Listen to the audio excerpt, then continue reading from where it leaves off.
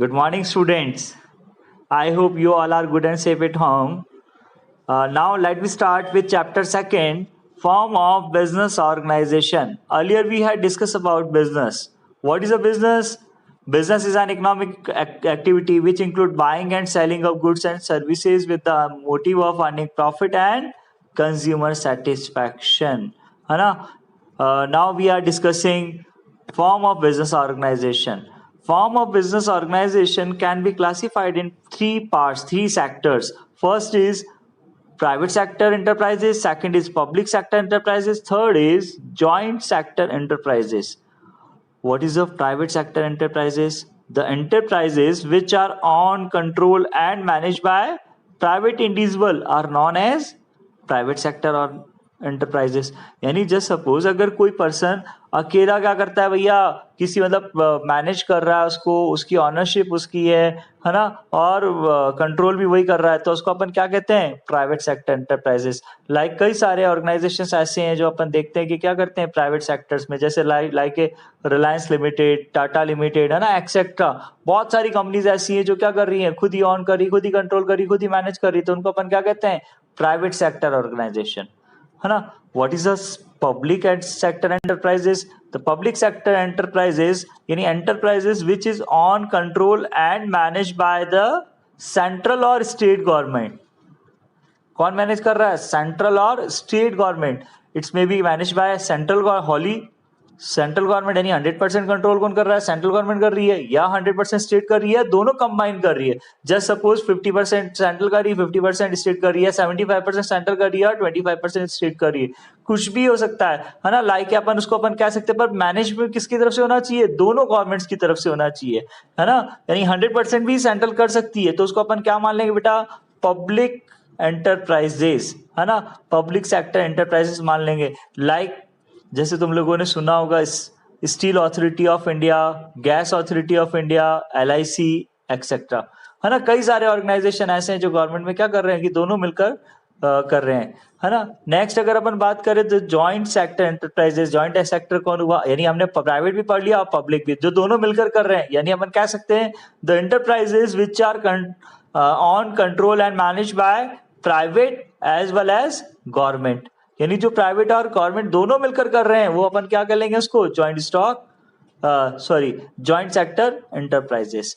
अगर अपन अब बात करें स्टूडेंट्स की फॉर्म ऑफ ऑर्गेनाइजेशन क्या हुए, हमने तो यानी ये बात कर ली कि हमने प्राइवेट भी पढ़ लिया, अभी पब्लिक भी पढ़ लिया और ज्वाइंट भी पढ़ लिया. पर इस चैप्टर में हम क्या पढ़ेंगे? Form of private sector enterprises. तो private sector enterprises can be classified in 5 parts. First is sole proprietor, second is joint Hindu family business, third partnership, fourth cooperative societies and last is company, है ना.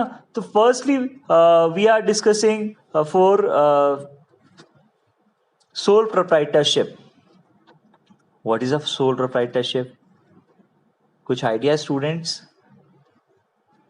a business on management and control by a single individual. यानी अगर कोई अकेला व्यक्ति मिलकर क्या कर रहा है भैया, कोई अकेला पर्सन, सिंगल पर्सन मिलकर क्या करता है भैया? सिंगल पर्सन बिजनेस को ऑन करता है, यानी स्टार्ट करता है, उसको मैनेज करता है और कंट्रोल करता है, तो उसको अपन क्या कर लेंगे? Sole proprietor enterprises. यानी खुद ही सारी चीजें करेगा. यानी कोई डिसीजन लेना है तो भी किसको करना है भैया? सोल प्रोप्राइटर को करना है. अगर कंट्रोल करना है बिजनेस को तो भी कौन करेगा? सॉल्व. कोई रिस्क होती है वो भी बेयर करेगा, खुद ही बेयर करेगा. कोई प्रॉफिट होता है तो उसका रिसिपेंट भी कौन हुआ? वो अकेला ही हुआ. यानी जो बिजनेस से रिलेटेड जो भी डिसीजंस है, जो भी प्रॉफिट्स है, जो भी लॉसेस है, कैपिटल इन्वेस्टमेंट है, व्हाटएवर जो भी है, वो सारी चीजें कौन कर रहा है भैया? एक सिंगल पर्सन, एक इंडिविजुअल पर्सन करता है. तो इट्स कॉल्ड सोल प्रोप्राइटर, है ना. तो what are the features of sole proprietor? अब देखो, अब सीधे ही नाम से मालूम पड़ रहा है सिंगल ओनरशिप. यानी क्या कर रहा है? A person who invested amount in business, है ना. यानी वो जो अकेला क्या कर रहा है भैया? वो खुद ही पूरा का पूरा पैसा क्या कर रहा है? जो बिजनेस में इन्वेस्टमेंट कर रहा है, यानी वो सिंगल इंडिविजुअल पर्सन ही क्या कर रहा है? उसको इन्वेस्ट कर रहा है. बिजनेस को जो भी रिक्वायरमेंट्स हैं वो सारी कौन करेगा भैया? वो अकेला पर्सन इन्वेस्ट कर रहा है, तो उसको अपन क्या कहते हैं? Single ownership. दूसरा फॉर्मेशन एंड क्लोजर, है ना. यानी क्या होता है? देखो, अगर कई सारी ऑर्गेनाइजेशंस ऐसे होते हैं जिसको क्या होती है की फॉर्मेशन के टाइम कुछ लीगल रिक्वायरमेंट्स फुलफिल करनी होती है ना। बट यहाँ क्या है, कुछ सारे ऐसे बिजनेस होते हैं जिसके लिए कोई लीगल फॉर्मेलिटीज करने की जरूरत नहीं है। लाइक जैसे अपन बात करें क्या ना, यहाँ कह सकते हैं there is a no legal formalities required to start and close the sole proprietor firm, है ना। यहाँ लिखा हुआ ऐसा है कि एक्चुअली की कुछ जरूरत नहीं होती, पर कुछ बिजनेसमैन ऐसे, कुछ बिजनेस ऐसे होते हैं, जैसे अपन मेडिकल लाइन में चले जाएं, देखा अपन मेडिकल स्टोर्स देखते हैं, तो उनके लिए क्या चाहिए, उनको एक फार्मा का क्या चाहिए, लाइसेंस चाहिए। कोई अगर अपन रेस्टोरेंट ओपन कर रहे हैं, सोल प्रोप्राइटर ही है और कोई रेस्टोरेंट ओपन कर रहे हैं, तो हमें उसके लिए भी क्या चाहिए भैया, ना फूड डिपार्टमेंट से लाइसेंस चाहिए। इट मीन्स यानी कुछ लीगल फॉर्मेलिटीज, एक स्मॉल फॉर्मेलिटीज होती है जिसको फुलफिल करे तो अपन क्या कर सकते हैं, बिजनेस स्टार्ट कर सकते हैं या उसको क्लोज कर सकते हैं। हमें किसी से कुछ पूछने की नीडेड नहीं है या ना रिक्वायरमेंट्स नहीं है। इट मीन्स अपन उसको क्या कहते हैं, क्या कहेंगे स्टूडेंट्स, है ना, इजी फॉर्मेशन एंड क्लोजर, यानी अपन इजीली अपन उसको स्टार्ट कर सकते हैं और क्लोजर कर सकते हैं। Next point is unlimited liability and the proprietor is personally liable for the all the debt of the business। यानी आज बिजनेस की जो भी लाइबिलिटीज हैं उसके लिए प्रोप्राइटर क्या है, पर्सनली वे से लाइबल है। In case of heavy losses, if the business assets are not sufficient to meet all business liabilities, the proprietor may have to sell his personal property to pay off business liabilities. It means यानी कि अगर मान लो business में कोई losses हो रहे हैं और एसेट्स को सेल करने के बाद इनसफिशिएंट अमाउंट है, सफिशिएंट अमाउंट हमारे पास नहीं है, तो क्या होगा कि अपन क्या करेंगे, प्रोप्राइटर क्या करेगा, प्रोप्राइटर अपनी पर्सनल एसेट्स को सेल करके भी क्या करेगा, बिजनेस की लाइबिलिटीज का पेमेंट करेगा। Just suppose mister Ajay running A grocery store from since last 5 years, है ना, and he have accumulated loss rupees 5 lakh and he decided to wind up his business. उसने सोच लिया भैया 5 लाख के लॉसेस चल रहे हैं, तो क्या कर दिया उसने सोच लिया भैया मैं अपना बिजनेस बंद करना चाहता हूं, है ना। At the time of winding up he have liability of rupees 10 lakh and he realise from assets rupees 7 lakh. यानी उसकी बिजनेस लायबिलिटीज 10 लाख रुपीज की थी और उसने कितना रिलाइज किया, 7 लाख रुपीज एसेट से रिलाइज किया। अब कितने कम पड़ रहे हैं स्टूडेंट्स, 3 लाख रुपए कम कर रहे हैं, 3 लाख कम कर रहे हैं। तो कहाँ से लाएगा, वो अपने घर से पैसा लेकर आएगा, उसकी पर्सनल एसेट्स को सेल करके भी लाएगा। इट मीन्स क्या, तो भी उसको 10 लाख रुपीज बिजनेस लायबिलिटी का पेमेंट करना है। इट मीन्स क्या हुआ, ये स्टूडेंट्स क्या हुआ, unlimited liabilities. Is it clear students? Next point is indivisible risk bearer and profit recipient. In sole proprietorship firm, whole risk is borne by a single individual only, and the sole beneficiary of all the rewards is one individual only। यानी अगर कोई losses होते हैं, कोई risk bear करनी है, तो कौन करेगा, एक सिंगल पर्सन करेगा। अगर कोई प्रॉफिट होता है तो वो रिवॉर्ड भी किसका है, वो एक सिंगल पर्सन का ही रिवॉर्ड है। यानी just for example mister Ajay is running a business and he earn rupees 10 lakh rupees. कितना अर्न किया उसने, 10 लाख। तो अब उसको किसी के साथ शेयर करने की जरूरत नहीं है, वो क्या करेगा, खुद का प्रॉफिट मानेगा। और अगर इसके अपोजिट अगर क्या हो जाता प्रॉफिट, तो वो 10 लाख रुपीज सॉरी लॉस, तो को लॉस भी कौन बियर करता, वो अकेला ही लॉस बियर करता। इट मीन्स क्या कहेंगे हम लोग, individual risk bearer and profit recipient, है ना। Next point is one man control. One man control, अब सिंगल पर्सन रन कर रहा है तो बेटा जो बिजनेस का मैनेजमेंट होगा वो भी किसके हाथ में होगा, उसी के हाथ में। सारी डिसीजन पावर किसके हाथ में होगी, उसी के हाथ में होगी, है ना। The proprietor is the sole proprietor of the firm and he has full control over it. The ownership and management in the hand of the one person only, है ना। यानी आज क्या एक सिंपल सी बात है भैया कि कोई भी अगर अकेला व्यक्ति काम कर रहा है तो क्या करेगा, उसमें जो भी डिसीजन मेकिंग है, जो भी कैपिटल इन्वेस्टमेंट है, जो भी कंट्रोल है, वो सारा किसका होगा, एक सिंगल पर्सन का ही कंट्रोल होगा, है ना। बाकी जाके अब हम लोग अदर फॉर्म ऑफ ऑर्गेनाइजेशन में देखेंगे कि वहाँ क्या होता है, अलग अलग लोग यानी कि मोर देन 2 पर्सन होते हैं, तो वो लोग क्या करते हैं, 2 या 2 से ज्यादा लोग मैनेज करते हैं। इन case of partnership, HUF company, सब में क्या होता है कि ज्यादा लोग ही इसको क्या करते हैं, मैनेज करते हैं। और अगर मान लो सोल प्रोप्राइटर के पास तो इतने फंड्स नहीं होते, कंपनीज के पास क्या होता है, फंड्स की कोई कमी नहीं होती है, तो कंपनी क्या करती है, इसके लिए एक पर्सन भी अपॉइंट कर देती है, जिसको हम लोग क्या कहते हैं, मैनेजर कहते हैं। यानी कि जो क्या करता है, manager who control the all the activities of the organisation. Clear students? Okay, next is no separate legal entity. देखो बिजनेस और बिजनेसमैन दोनों की एंटिटी अलग अलग होती है। एक्चुअली हम लोगों ने अकाउंटिंग प्रिंसिपल जब पढ़ा होगा तब हमने पढ़ा होगा बिजनेस एंटिटी कॉन्सेप्ट, उसमें हमने पढ़ा है बिजनेस और बिजनेसमैन दोनों क्या होते हैं, अलग अलग होते हैं। इसी वजह से जो कैपिटल इंट्रोड्यूस की जाती है उसको वो क्या मानकर चलता है, बिजनेस, वो अपनी लायबिलिटी मानकर चलता है ना। But actually in case of sole proprietor हम लोग उन दोनों को अलग नहीं समझते। जैसे अगर अपन अदर फॉर्म ऑफ ऑर्गेनाइजेशन पढ़ेंगे तो उसमें क्या कहेंगे, दोनों की लीगल एंटिटी है ना। बट सोल प्रोप्राइटर में क्या कहा, a sole proprietorship has no legal and no separate legal entity, है ना। Clear. Anyway, next point is lack of business continuity. देखो अब अगर आज जैसे सपोज मैं अकेला बिजनेसमैन हूँ, मैं बिजनेस खुद ही रन कर रहा हूँ, सारे डिसीजन पावर मैं ही ले रहा हूँ, आज किसी काम से मुझे कोई सोशल वर्क मतलब फैमिली वर्क्स या सोशल वर्क्स के लिए कभी बाहर जाना पड़े तो क्या करूँगा, दुकान बंद करके जाऊँगा भैया। क्या करूँ, मेरी दुकान कौन संभालेगा, मेरे पीछे संभालने वाला कोई नहीं है ना। इन केस ऑफ अगर मान लो मेरी डेथ हो जाए या मेरी कोई इंसॉल्वेंसी हो जाए या मैं बीमार पड़ जाऊं या कोई एक्सीडेंट हो जाए, 2 महीने दुकान ना जा पाऊं, व्हाटएवर कोई भी रीजन हो, कोई दुख सुख हमारे साथ चलते हैं, तो उसके केस में क्या होगा, बिजनेस में कंटिन्यूटी खत्म हो जाएगी, बिजनेस रेगुलर नहीं हो पाएगा, है ना। तो अपन कह सकते हैं students, business and owner are no are one so death, insolvency, incapacity, है ना, etcetera will have direct effect on the business, यानी बिजनेस के ऊपर क्या पड़ेगा, डायरेक्ट इफेक्ट पड़ेगा। Clear students. नेक्स्ट आता है हमारे पास स्मॉल साइज।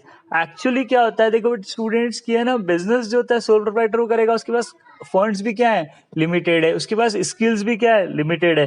तो जब उसके पास फंड्स स्किल्स दोनों अगर स्किल्स में क्या है, लिमिटेड है, तो क्या होगा, वो लार्ज स्केल बिजनेस कर सकता है क्या, नहीं कर सकता है। जनरली क्या होता है, सोल प्रोप्राइटरशिप हमेशा स्मॉल साइज बिजनेस ही होते हैं। अपन कई लोग अपन देखते होंगे कहीं आसपास अपने कोई भी दुकान होती है तो वो क्या कर रहा है, सोल प्रोप्राइटरशिप कर रहा था, एक लोकल बिजनेस रह गया। जबकि क्या होता है कि अगर कोई लार्ज स्केल कर रहा है तो एमएनसीज तुमने सुना होगा, मल्टीनेशनल कंपनीज फॉर्म में होता है, और बहुत अपने एक कंट्री से ज्यादा कंट्रीज में अपन क्या कर रहे हैं, बिजनेस कर रहे हैं, तो अपन उसको एमएनसी कह के चलते हैं ना। तो जनरली क्या होता है, तो sole proprietorship firm operate on very small scale, है ना, as all the funds are arranged by one person, total management and control is with one person only। अकेला ही मैनेज कर रहा है, अभी अपन ने डिस्कस किया, अकेला ही मैनेज कर रहा है, अकेला ही फंड इन्वेस्ट कर रहा है ना, सारा कंट्रोल भी अकेला ही है। तो उसके पास क्या होती है, he have limited funds and he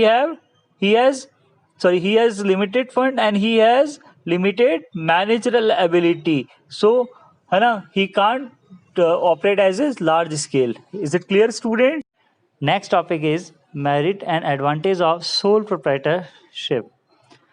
First merit is quick decision. Students, in a sole proprietor firm, all the decisions are taken by the proprietor himself. He is not appointed to consult anyone and waste time. Actually क्या है कि जो भी decision लेने हैं वो कौन लेता है, खुद ही लेता है, वो किसी भी स्टाफ को या किसी भी पर्सन को अपॉइंट नहीं करता है। मतलब जितने भी बिजनेस में डिसीजंस होंगे वो सारे किसके हैं, सोल प्रोप्राइटर खुद ही लेगा, है ना। और क्विक डिसीजन की वजह से क्या होता है, by quick decision immediate actions can be taken which bring flexibility of operation, है ना। एक्चुअली कोई भी अगर डिसीजन लेना है, डिसीजन अगर क्विक इमीडिएट हो जाता है तो क्या होगा, ऑर्गेनाइजेशन में अपनी फ्लेक्सिबिलिटी बनी रहती है।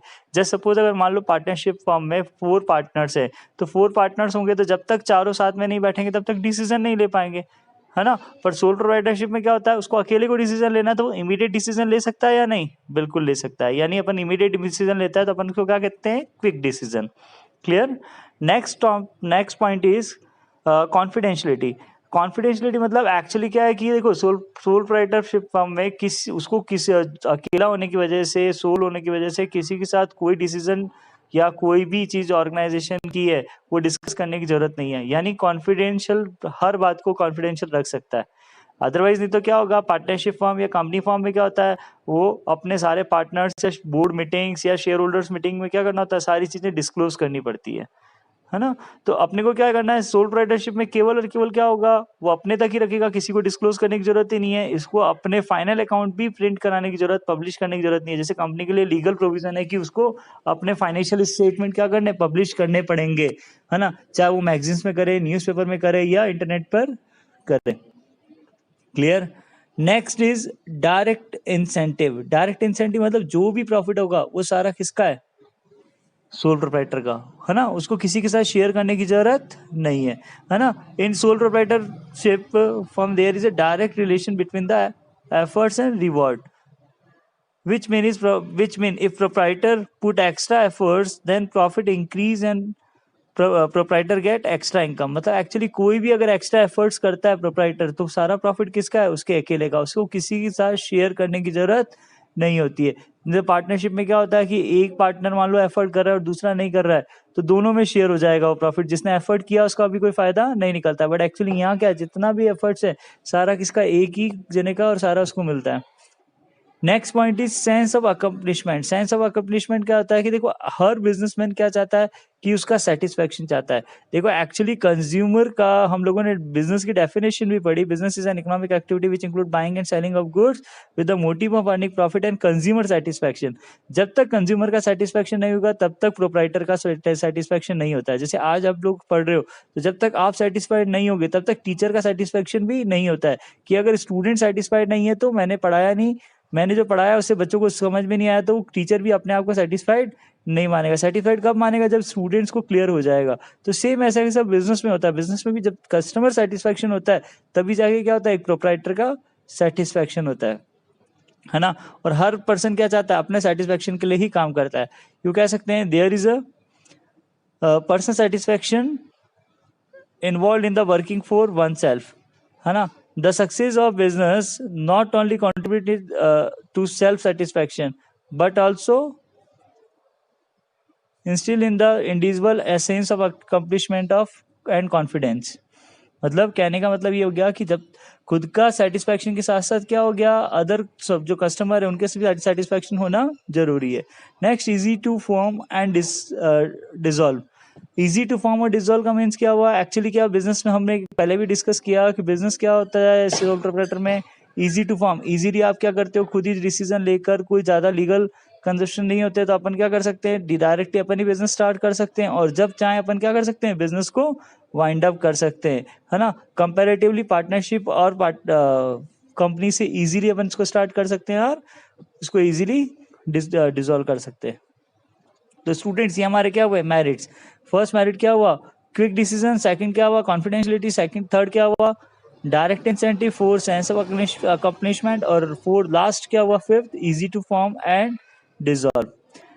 Next topic is disadvantage and demerits of sole proprietorship form. First demerit is limited resources. Actually हमने देखा कि एक्चुअल सोल प्रोप्राइटर में क्या होगा, सोल पर्सन है, अकेला ही क्या करता, अकेला इन्वेस्टेड करता है ना. सारे इन्वेस्टमेंट कौन कर रहा है, वो अकेला ही कर रहा है. तो एक्चुअली क्या होगा, एक लिमिट तक वो इन्वेस्टमेंट कर पाएगा. बट कंपैरेटिवली अगर अपन देखें पार्टनरशिप क्या होता है, टू और मोर पर्सन होते हैं तो दो जने या उससे ज़्यादा लोग इन्वेस्टमेंट करते हैं तो कैपिटल क्या होती है, ज़्यादा होती है. और फिर कंपनी के फॉर्म में देखें तो कैपिटल बहुत सारे मेंबर्स मिलकर कंट्रीब्यूट करते हैं, शेयर होल्डर्स मिलकर कंट्रीब्यूट करते हैं. इट मीन्स वहाँ कैपिटल और क्या होती है, ज़्यादा, है ना. तो यानी अगर अपन बात करें कंपनी के कंपैरिजन और पार्टनरशिप के कंपैरिजन में सोल प्रोप्राइटर में कैपिटल क्या होती है, कम होती है ना. In sole proprietor form finance is supplied by the proprietor himself, है ना, from his health wealth and from borrowings. यानी या तो क्या करेगा अपने वेल्थ से, यानी कि जो उसके घर पे कैपिटल है उससे ले आएगा, या फिर क्या करेगा मार्केट से बोरो करके ले आएगा, है ना. There is a limit to credit raising capacity of single person. अकेला ही आदमी क्या कर पाएगा, उसमें कर पाएगा, ज़्यादा इन्वेस्टमेंट नहीं कर पाएगा. उसकी एक क्या होगी, एक कैपेसिटी होगी, एक लिमिटेड अमाउंट होगा, है ना. This reduce to scope of business growth. The funds are not sufficient for medium scale and large scale business. Generally ये क्या है कि स्मॉल स्केल का ही ठीक है, लार्ज स्केल के लिए सही नहीं है. Limited life of company. Limited life of company क्यों, क्योंकि actually the survival and continuity of sole proprietor from soul proprietor firm dependent upon one person only, है ना. एक अकेले आदमी पर है. मान लो अगर क्या हुआ, प्रोप्राइटर क्या हो गया, या तो बीमार हो गया, या उसकी डेथ हो गई, या इंसॉल्वेंसी हो गई, कुछ भी रीजन हुआ, क्या होगा, वो बिजनेस कंटिन्यू नहीं कर पाएगा. तो उसकी लाइफ क्या होगी, एक लिमिटेड हो गई, है ना. Next is unlimited liability. Unlimited liability हमने पहले भी डिस्कस किया. The sole proprietor is a personally liable for all the debts. In case of heavy losses, the proprietor will not only lose all the business assets, but he may have to sell his personal property to pay back his डेब्ट। मतलब actually कि हमने discuss किया था पहले भी कि अगर मान लो सोल प्रोप्राइटर क्या करता है, बिजनेस अगर उसको हैवी लॉसेस होते हैं तो वो बिजनेस की जो एसेट्स को सेल करने के बाद भी अगर इनसफिशिएंट अमाउंट होता है तो उसकी पर्सनल एसेट्स को सेल करके भी क्या करेगा, बिजनेस का पेमेंट पूरा करेगा, है ना। तो इसलिए उसकी क्या हो गई, अनलिमिटेड लायबिलिटी। और लास्ट आता है मैनेजर स्किल। मैनेजर स्किल कैसे, एक्चुअली क्या होता है पार्टनरशिप और कंपनी में लोग क्या वहाँ पर क्या होता है, मैनेजर अपॉइंट कर देते हैं जो हाईली क्या होते हैं, है ना, स्किल्ड होते हैं, कम्युनिकेशन स्किल्स होती है, उनमें मैनेजर स्किल्स होती है। बट सोल प्रोप्राइटर में क्या होता है, एक लिमिटेड मैनेजर स्किल हो कि वो अकेला ही है, उसको सारी बिजनेस की जितनी भी एक्टिविटीज है उसको किसको करनी है, उस सोल प्रोप्राइटर को ही करनी है ना। अपन कह सकते हैं the sole proprietor firm all the activities are performed by the single individual. A single individual cannot be expert in all the fields. He may be a good salesperson but not a good manager. मतलब सारी activity वो कर रहा है। तो आज यार अगर मुझे कहा जाए सारी सब्जेक्ट पढ़ानी है, अकाउंटेंसी भी आपको पढ़ानी है, बिजनेस स्टडीज भी आपको पढ़ानी है, इकोनॉमिक्स भी आपको पढ़ानी है, मैथ्स भी आपको पढ़ानी है ना, इंग्लिश भी आपको पढ़ानी है, तो यार मेरा एक्सपर्टाइजेशन आ जाएगा, कभी भी एक काम में मेरा एक्सपर्टाइजेशन नहीं होगा। पर केवल इस सिंगल सब्जेक्ट पढ़ानी है तो क्या होगा, एक्सपर्टाइजेशन तो आना ही है। तो अगर सोल प्रोप्राइटर क्या कर रहा है, सारी बिजनेस की जितनी भी एक्टिविटीज है वही मैनेज कर रहा है, तो क्या वो सारी चीजें कर पाएगा, क्या नहीं। तो मैनेजर स्किल्स डेवलप हो पाएंगी, नहीं हो पाएंगी, है ना। तो उसमें क्या होती है जनरली लिमिटेड मैनेजर स्किल्स। यानी हमारे पास क्या हो गई डिसएडवांटेज। फर्स्ट क्या डिसएडवांटेज हुई, हमारे पास limited resources, second limited life of business, third unlimited liability and last is limited manager skill. हमने इस टॉपिक में मीनिंग डिस्कस किया, मीनिंग के बाद हमने क्या करा है, फीचर्स डिस्कस किए, देन उसके बाद मेरिट्स एंड डीमेरिट्स हमने सोल प्रोप्राइटर की सारे डिस्कस कर लिए। Is it clear students? I hope आप लोगों को समझ में आ गया होगा। फिर भी कोई डाउट हो तो आप मुझसे किसी भी टाइम कॉल करके या व्हाट्सएप पे मैसेज करके पूछ सकते हो। Thank you so